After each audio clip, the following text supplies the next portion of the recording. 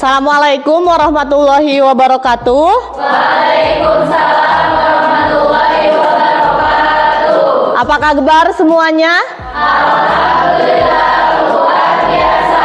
Allahu Akbar. Sebelum memulai pembelajaran, kita berdoa terlebih dahulu. Silahkan Rizwan dipimpin doanya ya. Sebelum belajar, kita berdoa terlebih dahulu. Berdoa dalam hati, mulai. Berdoa, selesai. Kehadiran dulu ya. Ari Ahmad Rifai, Aris, nih Zakarias, mejanya diluruskan. Sebelum memulai pembelajaran, kita ice breaking dulu seperti biasa. Kalau ibu bilang PKI, kalian tepuk teman kalian yang sebelah kiri. Kalau ibu bilang TNI, kalian tepuk teman kalian yang sebelah kanan. Kalau ibu bilang Soekarno, kalian tepuk tangan. Soekarno, TNI, ya tepuk tangan. Di minggu sebelumnya kita sudah membahas tentang sejarah demokrasi liberal. Coba ada yang bisa menjelaskan bedanya kabinet apa saja yang ada di demokrasi liberal? Ya, Salwa? Ada 7 Ya.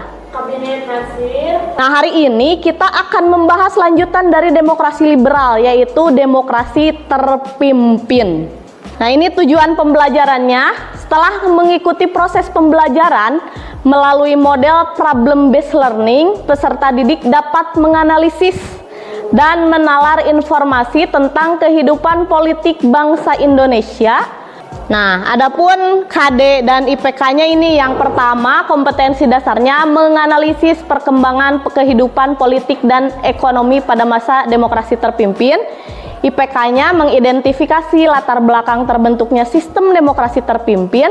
Nah, jadi selain kita belajar sejarah, kita belajar tentang demokrasi terpimpin ini juga kita akan belajar bagaimana sistem pemerintahan Indonesia. Ibu mulai dari pertanyaan ini dulu. Kenapa banyak orang yang menyebut bahwa pemerintahan Soekarno sebagai masa Orde Lama?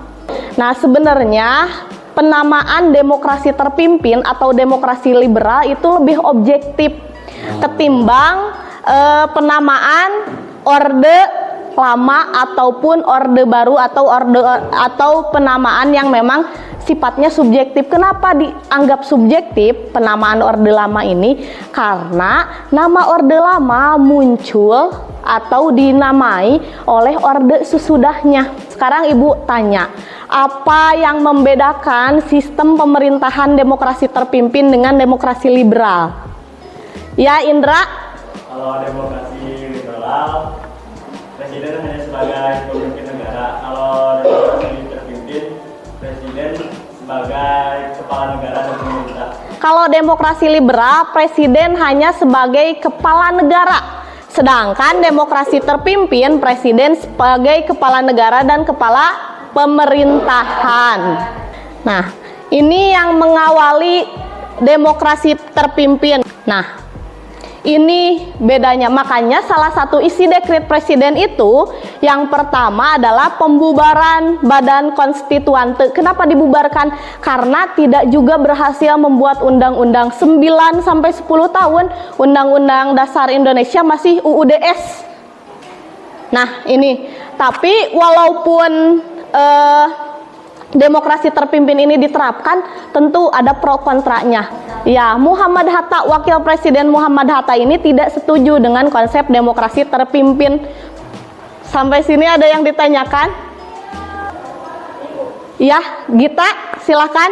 Apa yang dimaksud dengan konsep Nasakom? Apa yang disebut dengan konsep Nasakom? Jadi Soekarno ketika demokrasi terpimpin dia punya sebuah paham. Bu, kenapa masih ada PKI? Ingat, sebelum terjadi peristiwa G30S itu PKI masih menjadi partai yang legal di Indonesia.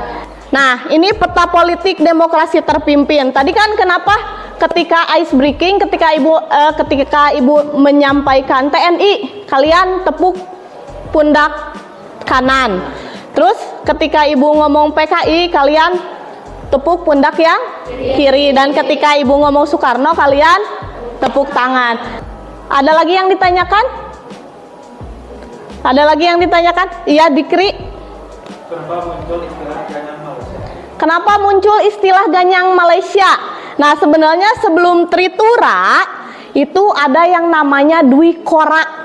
Jadi Malaysia sama negara Singapura, Brunei dan negara sekitarnya, mereka ingin membuat yang namanya Federasi Malaysia. Silahkan kalian duduk berkelompok. Ada beberapa permasalahan yang harus kalian selesaikan. Dikerjakan masalah-masalahnya, nanti silahkan presentasi. Untuk kelompok 1 biar waktunya efektif, yang dipresentasiinnya nomor masalah yang pertama. Ya, coba perhatikan dulu ke sini. Silakan nanti seperti biasa ya, beri nama anggota kelompok dan kerjakan setiap masalahnya.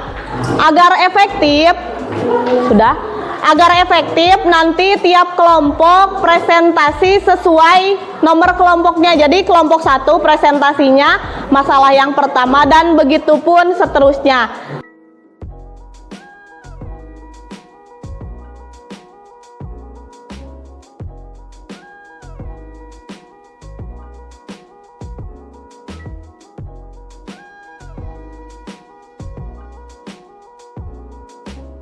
Kita mulai dari kelompok 1 aja ya. Silahkan kelompok 1 diwakili oleh Randy. Baik, assalamualaikum warahmatullahi wabarakatuh. Waalaikumsalam warahmatullahi wabarakatuh. Sebelumnya terima kasih kepada teman-teman yang sudah menonton dan juga yang terhormat terima kasih kepada Ibu Ida yang telah memberikan saya kesempatan untuk berdiri di sini.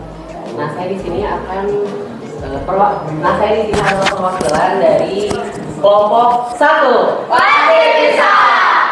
Ya, tepuk tangan untuk kelompok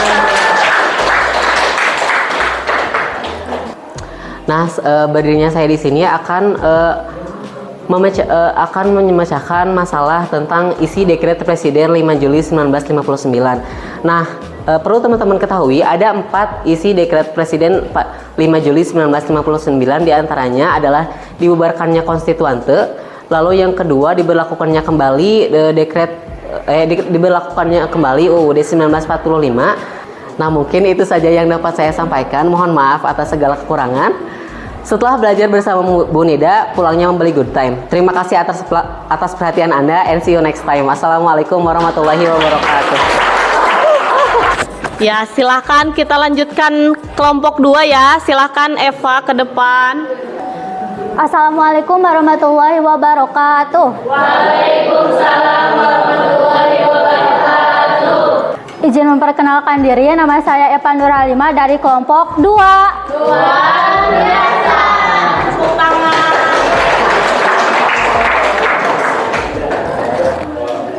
Baik, di sini saya akan menjelaskan permasalahan yang kedua mengenai penerapan konsep Nasakom pada masa demokrasi terpimpin.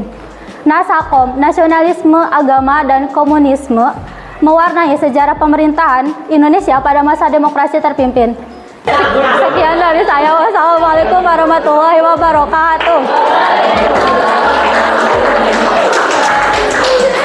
Baik, assalamualaikum warahmatullahi wabarakatuh. Waalaikumsalam warahmatullahi wabarakatuh. Perkenalkan, saya Rini Septiani, perwakilan dari kelompok 3. Selamat pagi bisa.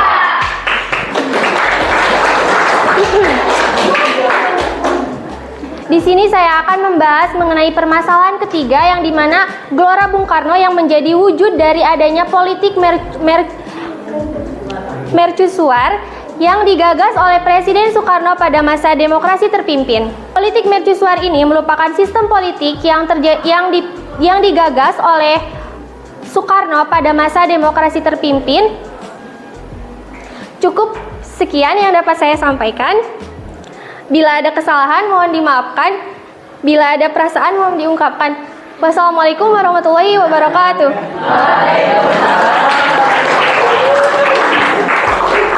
Assalamualaikum warahmatullahi wabarakatuh. Waalaikumsalam warahmatullahi wabarakatuh. Perkenalkan, saya Rizky Kurniawan, perwakilan dari kelompok 4.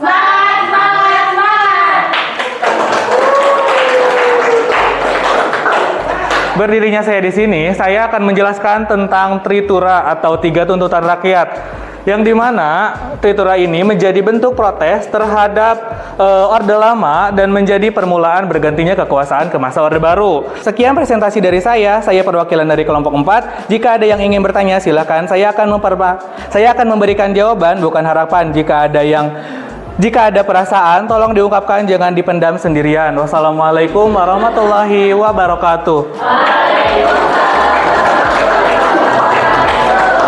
Tadi presentasinya sudah bagus, tapi Randy tadi ada yang salah ngomong yang tidak berlakunya Undang-Undang Dasar 1945, harusnya tidak berlakunya Undang-Undang Dasar 1950